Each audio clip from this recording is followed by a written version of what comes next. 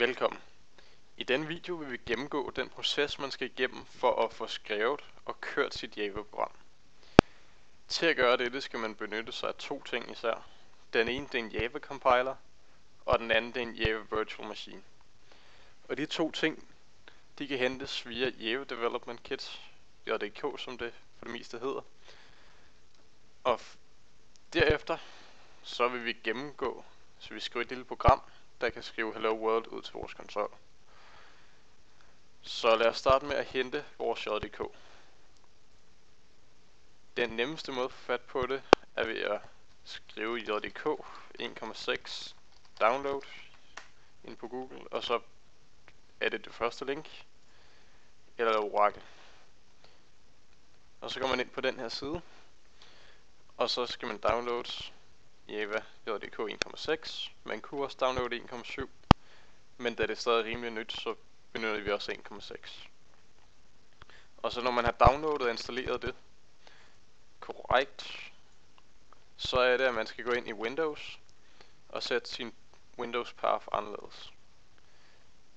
Det vigtige er, at man skal simpelthen tilføje, hvor sin Java Virtual Machine og hvor sin Java Compiler ligger til sin path. Så man starter med at gå ind i Windows og finde ud af, hvor man havde installeret det.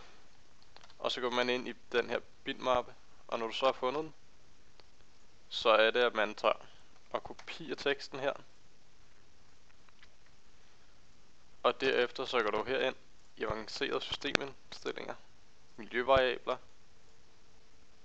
path, klik på redigere, og så går du til slutningen af din path, hvor du skriver semikolon for at separere det, og så indsætter du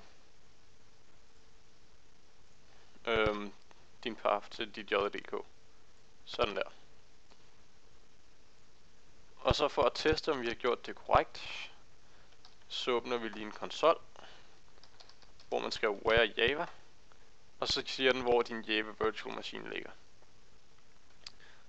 Så er det jo faktisk meget simpelt.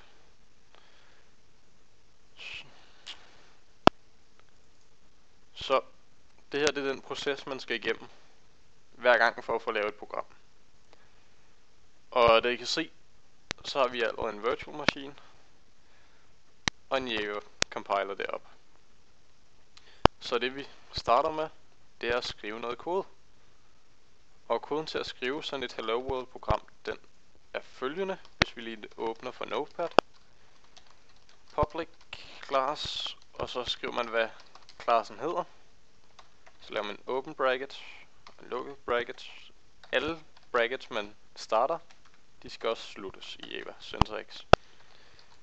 Herefter skriver man public static void main string args.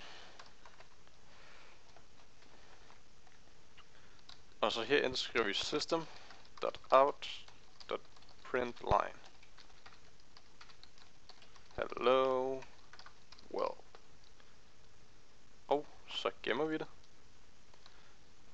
Og det man gør, når man gemmer filerne, det er, at man typisk gemmer dem som deres klassenavn, og så med extension.java. Sådan der. Og så gemmer vi den bare ned til skrivebord. Så det var altså vores første step. Vi har nu fået skrevet vores Java-kode. Nu skal vi så have den compiled om til bytecode, som er et fælles for sprog, som vores Java Virtual Machines de forstår.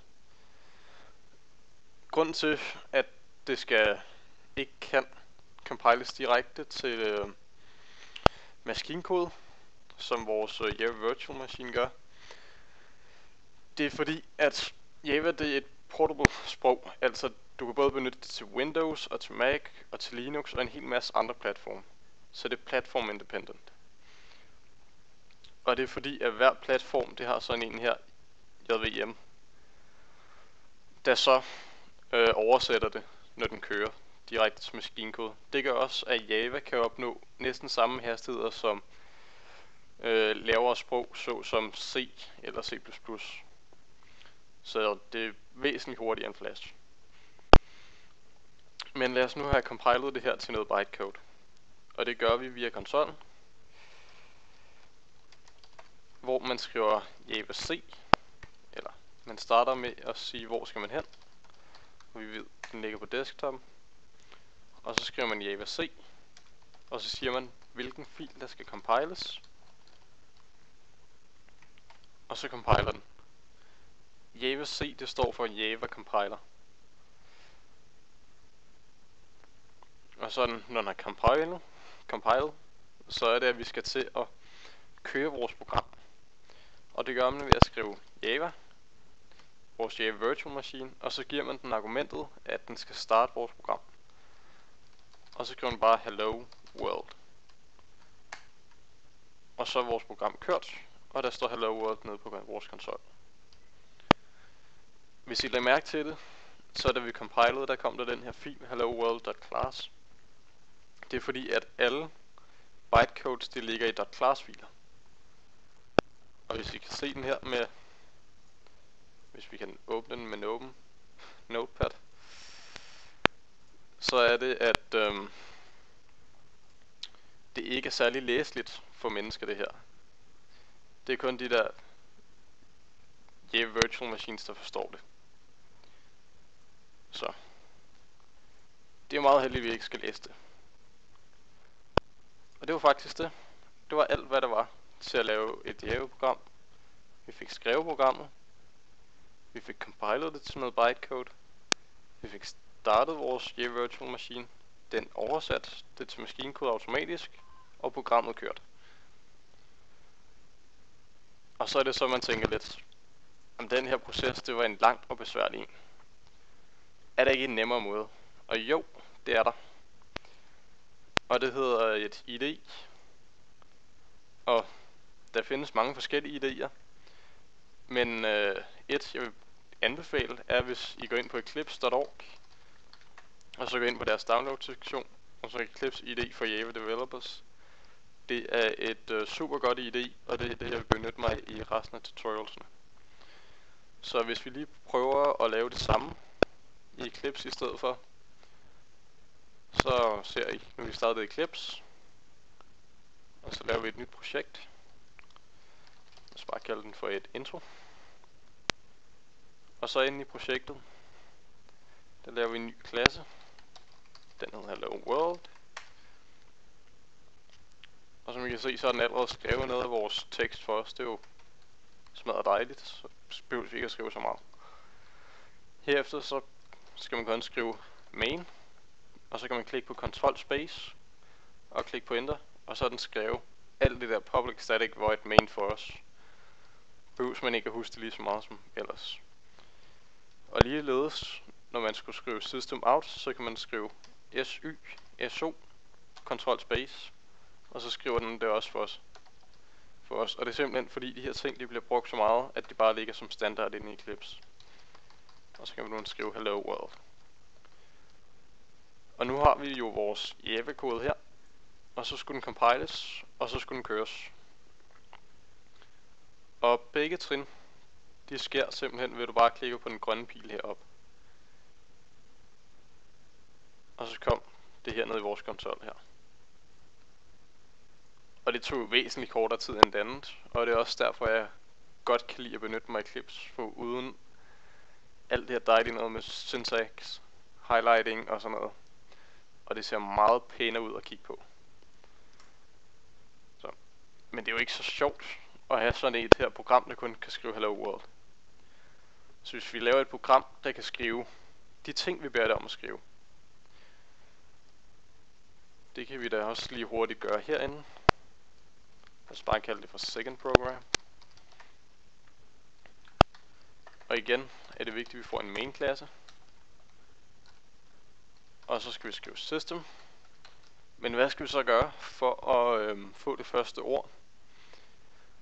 Det er, at de her arks, vi har skrevet her, det er simpelthen et array af alle de ord, vi sender ind, som når vi starter programmet.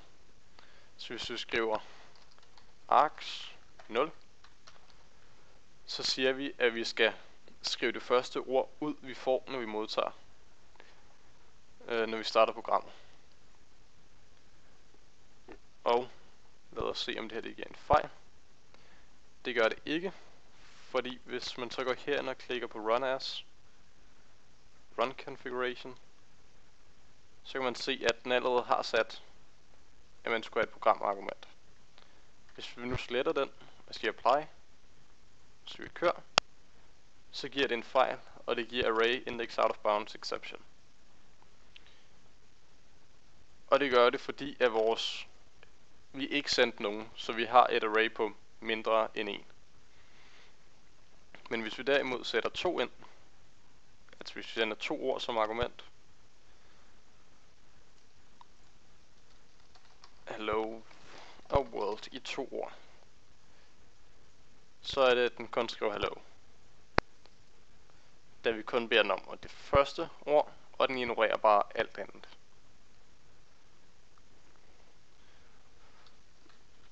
Og ja, det er jo meget smart med det her IDE, men det kan man jo ikke rigtig bruge til så meget andet, eller kan man?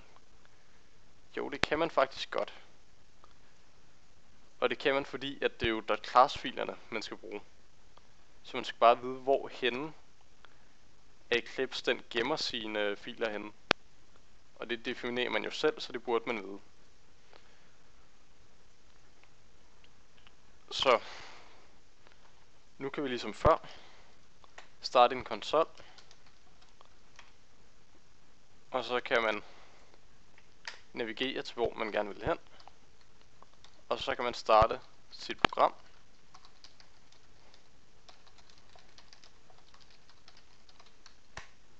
Og så skriver den hej, da det var det første ord.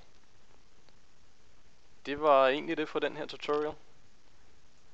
Nu er det jo bare med at gå videre og bruge alt det spændende, der er i Java-programmering. Nu har jeg jo allerede sat den rigtigt op, og det virker det hele, så ja, det er jo bare at gå i gang.